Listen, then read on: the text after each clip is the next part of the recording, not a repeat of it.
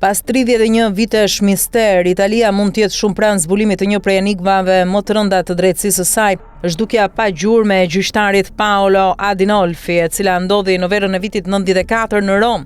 Ishte dy korriku i atij viti kur Adinolfi, atëherë 45 vjeç, doli nga shtëpia e tij në zonën e Farnesinas, duke i thënë familjes se do të kthehej për drek. Ai nuk u kthye më kurrë. Makina e tij u gjet më vonë e braktisur në Villaggio Olimpico, por vetë gjyqtari u zhduk pa lënë asnjë gjurmë. Në atë kohë Paolo Adinolfi sapo ishte emëruar në gjykatën e apelit të Romës, pasi më parë kishte shërbyer për shumë vite në sektorin e falimentimeve të gjykatës së Romës, një zyrë tepër delikate që merret me çështje biznesesh në krizë dhe shpesh ndërlidhet me interesa kriminale dhe ekonomike me ndikim të madh. Sot, pas 3 dekada shetime të dështuara, pistash të harruara dhe arkivimesh pa përgjigje, autoritetet italiane kanë rifilluar kërkimet. Prej sejntes në mëngjes, karabinierët, Guardia di Finanza, policia dhe arkeologët e drejtorisë monumenteve kanë nisur gërmimet në Casa del Jazz, një kompleks i njohur kulturor në Rom, ndërtuar mbi një pronë të sekuestruar dikur nga krimi i organizuar. Hetuesi dyshojnë se nën tokë ndodhen galeri të lashta romake të pa eksploruara, të cilat mund të jenë përdorur për të fshehur diçka, ndoshta edhe trupin e gjyqtarit të zhdukur.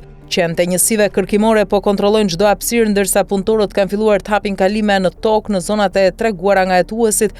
Vendimi për të hapur këtë hetim të ri erdhi pas një kërkese zyrtare nga ish-gjyqtari Guglielmo Montoni, i cili beson se në këtë galeri të fshehur mund të ndodhet diçka e rëndësishme për rastin. Nuk po kërkohet diçka specifike, por është e nevojshme të verifikohet çdo pistë që lidhet me pronat e sekuestruara nga banda della Magliana, deklaroi prefekti i Romës Lamberto Giannini. Familja e gjyqtarit, e cila ka pritur për dekada për një përgjigje ndjek me ankth të zhvillimet, mësova për këtë nismë sot në mëngjes. Në këtë moment mund bëjmë vetëm një gjë, të presim. Shpresojmë që pas kaq vitesh të zbulohet e vërteta, u shpreh avokati Lorenzo Adinolfi, djali i gjyqtarit të zhdukur, i cili shkoi menjëherë në vendin e gërmimeve. Dyshimet mbi fatin e Paolo Adinolfit kanë qenë të shumta. Një prej pistave më të forta është ajo që lidh zhdukjen e tij me banda della Magliana, organizata famkeqe mafioze që kontrollonte Romën nga vitet 70 deri në fillim të viteve 90.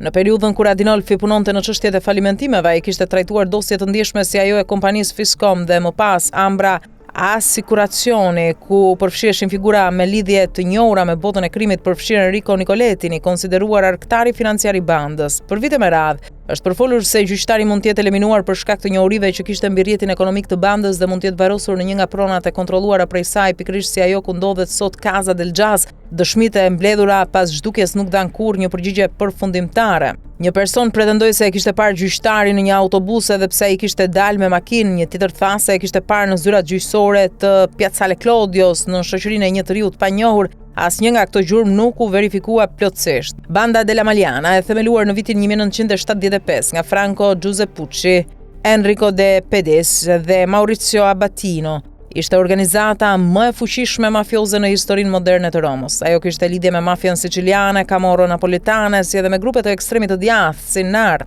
Aktivitetet e saj përfshinin trafik droge, zhvatje, rrëmbime, vrasje me pagese pastrim parash, edhe pse u shpërbë pas operacionit Colosseo të vitit 93, ndikimi i saj në politikë, kishë dhe shërbimet sekrete italiane mbetet ende objekt hetimesh teorish konspirative.